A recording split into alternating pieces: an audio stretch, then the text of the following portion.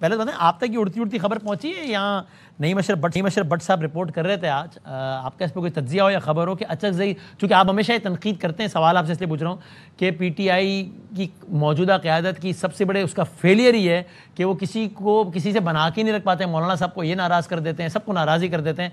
आज की खबर है कि अचकज़ई साहब बाकायदा नाला हैं इस हिकमत अमली से कि ये क्या, कि कभी आप ये तासुर देते हैं कि मैं अपोजिशन लीडर हूँ, कभी आप ये तासुर देते हैं कि जैसे मैं कोई, ये अल्फाज मेरे उनके नहीं है, क्योंकि स्पेयर भी लोग क्या कि जनाब नहीं, जब तक स्टे ऑर्डर है तब तक तो उमर अयूबी है, उसके बाद अगर वो नहीं हुए तो मैं।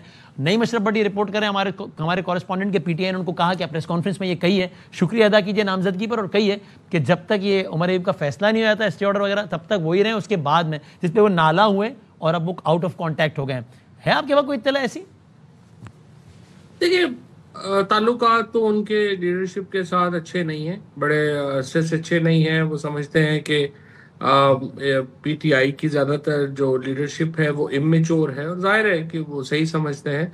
लेकिन इस मामले में तो मैं समझता हूँ कि जो पीटीआई के लोग हैं वो सही कह रहे हैं। जब आप हाई कोर्ट में हैं और आपने वहां से स्टे हासिल किया हुआ है, तो जाहिर है कि आप, जब तक वो फैसला नहीं होता, आप कैसे लीडर ऑफ पोजीशन चेंज कर सकते हैं। तो उमर अयूब को आपने रखना है, क्योंकि अगर आपने वो चेंज कर दिया तो फिर तो आपकी तो पिटीशन ही खत्म हो जाएगी।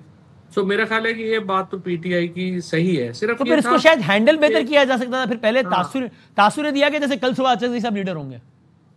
हैंडल देखिए ना, प्रॉब्लम तो है ही ये ना, हैंडल करना तो इनको आता ही नहीं।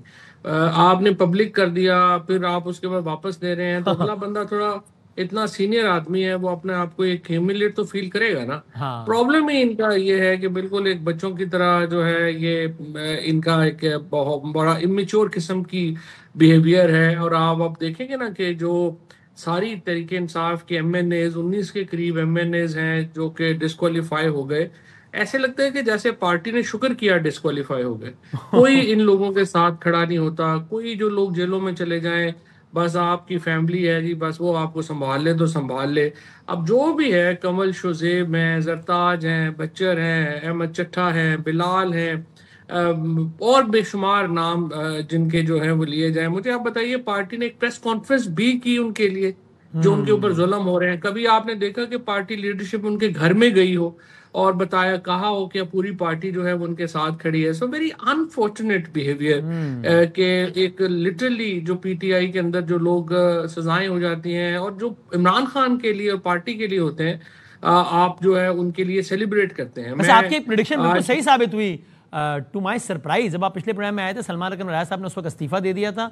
आपने बहुत यकीन से 3 मरतबा कहा कि कल वापस ले लेंगे, मसला नहीं है, और एग्जैक्टली उन्होंने कल, यानी कि उसके अगले दिन वापस ले लिया। उन्होंने ट्वीट किया कि मेरा इस्तीफा रद्द हो गया। हाँ, नहीं वो उनकी क्या इस वक्त हैसियत है, अहमियत ही उनकी सिर्फ यही है, वो पीटीआई को बेच रहे हैं, और सेक्रेटरी उनकी जनरल क्या इमरान इस खान ने वक्त बनाया, इससे ज्यादा प्रॉब्लम? क्या अहमियत होगी सर? नहीं, वो क्या उनका कैरियर इस वक्त यही है। तो इमरान खान ने तो बुजदार को भी बना दिया था ना। खान साहब का इस वक्त प्रॉब्लम ये चल रहा है। देखिए, इमरान खान का जो इस वक्त सबसे बड़ा प्रॉब्लम चल रहा है वो मैंने पिछले वक्त खान साहब को ये बात कही। मैंने कहा जी, आपने 2 साल हो गए हैं, आप जेल में हैं, आप फैसला करें आपने कितना अरसा और जेल में रहना है। तो उन्होंने कहा इसका क्या मतलब है? मैंने कहा जी, इसका मतलब यह है कि जो मौजूदा लीडरशिप आपने लगाई है, जो बुजदार मॉडल आपने पीटीआई पे लगा दिया, इसके होते हुए आप बाहर नहीं आ सकते। तो आपने फैसला करना है कि आपने कितना अरसा और जेल रहना है, और जितना अरसा आपने जेल रहना है उतना अरसा इनको रखी रखें। ये तो एक सिंपल सा फैसला है। ओके। सो ये इस वक्त प्रॉब्लम देखें ना, आप अलायंस, पीटीआई के 2 बड़े फेलियर्स हैं। हाँ, एक तो देखिए, वो लोकल अलायंस नहीं बना सके। जो भी इस वक्त आप देखें कि जो मौलाना फजल रहमान है, पीर साहब पगाड़ा है, जो हाँ, हुकूमत के खिलाफ है, वो भी पीटीआई के दूर दूर तक जो है वो खड़े हैं, सही है। बिल्कुल नजदीक नहीं आ पाए।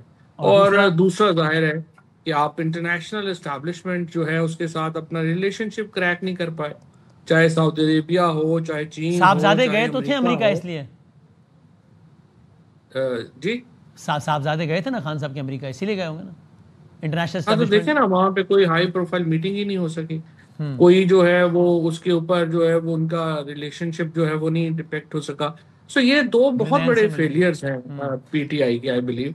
और लोकल पॉलिटिक्स जो नहीं, है वो इसमें उसमें कहते भी थे कि वो नहीं हो आप सका। इंटरनेशनल एस्टेब्लिशमेंट को कैसे नाम करें, because the state has always a lot to offer to another state, हाँ, तो आप कर नहीं नहीं ये सकते बात ठीक हैं, है। है ना?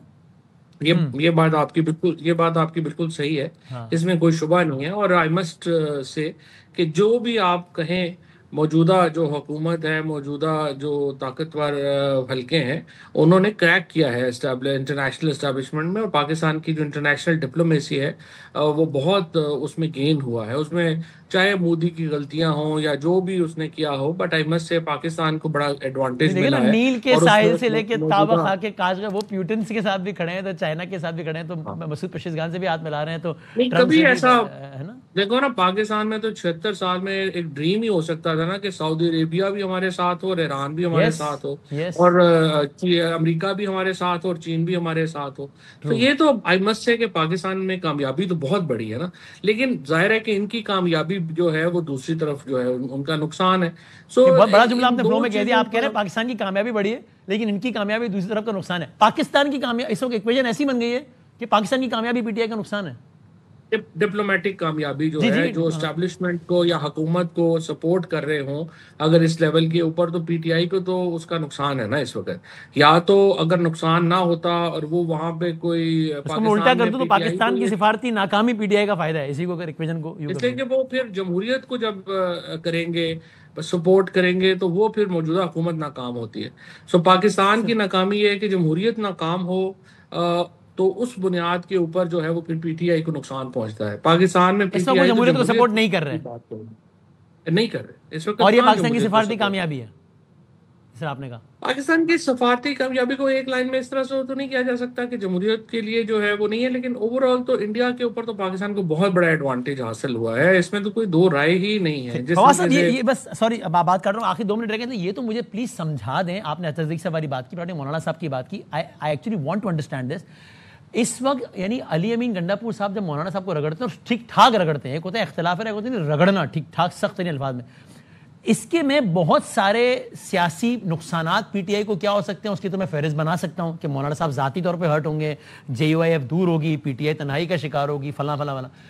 इसका फायदा क्या है? मतलब गंडापुर साहब को अगर जाती गुस्सा भी है या वो हल्के की जो भी, अगर वो खामोश रह लेंगे तो शायद कोई फायदा, मतलब ये मौलाना साहब को रगड़ने का क्या फायदा है? व्हाई वुड गंडापुर साहब choose to do the same thing again and again, and why is no one even stopping him? अगर उनको एक दफा पैगाम चला जाए कि भाई इस वक्त हमने सारे महाज नहीं खोलने, सारे पंगे नहीं लेने, आप मेहरबानी करें खामोश रहे मौलाना साहब के हवाले से, तो ये क्यों नहीं हो रहा है? कल फिर रगड़ दिया मौलाना साहब। नहीं, वो तो मेरे सामने खान साहब ने 2 दफा जो है वो ये मैसेज दिया था कि आप मौलाना के खिलाफ बयान ना दें। अच्छा, और बल्कि उन्होंने मेरे सामने ही ये बात कही थी कि आप ये भी कहें उसको, सेक्रेटरी इंफॉर्मेशन को, वकास साहब, शेख वकास को, कि आप जो है ये आप अली अमीन गंडापुर के तर्जुमान नहीं हैं, आप तहरीक ये इंसाफ के आपके सामने तर्जुमान कहा हैं। खान साहब ने? बिल्कुल बिल्कुल, अच्छा, मेरे अच्छा, सामने ये बात हुई और उन्होंने कहा कि उनको कहें कि अगर वो नहीं कर सकते तो वो छोड़ दें। अब जाहिर है कि वो एक इस वक्त एक डेरा इस्माइल खान की एक पॉलिटिक्स है, जिसके एक अपने लोकल पॉलिटिक्स के एक अपने इश्यूज होते हैं, लेकिन जाहिर है पीटीआई को इस वक्त मौलाना को क्रिटिसाइज करना, और फिर आपने देखा ही है कि हाफिज असद महमूद साहब जो हैं, जो उन्होंने साहिबजादे हैं जवाब दिया मौलाना फिर। के, उन्होंने जो उसका जवाब दिया है वो भी बड़ा जो है, और आपने देखिए उन्होंने पीटीआई को और अली अमीन गंडापुर को अलग अलग, डिफरेंशिएट अलग किया अलग। है, क्योंकि मौलाना फजलुर रहमान बड़े घाक सियासतदान हैं, और वो बिल्कुल इस वक्त ये समझते हैं कि अली अमीन गंडापुर को पार्टी के अंदर कमजोर करने में उनका फायदा है, इज इट लिहाजा वो जब दैट भी इजी बात टू करते हैं। Conveniently ignore instruction of Imran Khan साहब के? वो कह रहे हैं कि अली अमीन से कहो मौलाना के खिलाफ बात ना करे, और अली अमीन कर दे बार बार। Is it that easy? Apparently नहीं, अभी तो इमरान खान की क्या क्या बात जो है वो बाहर पूरी हुई है। उन्होंने कहा कि आप बाइकआउट करेंगे सारे इलेक्शनों का, आपके सामने उनको दोबारा बाद में सख्ती से कहना पड़ा, फिर उसके बाद भी केपी में अब बहाने, अब सेनेट में अभी तक जो है वो इस्तीफा नहीं दिया, डिस्पाइट द फैक्ट कि इमरान खान तो वाज़ेह तौर पे कह चुके हैं कि आप जो है वो इस्तीफा देंगे।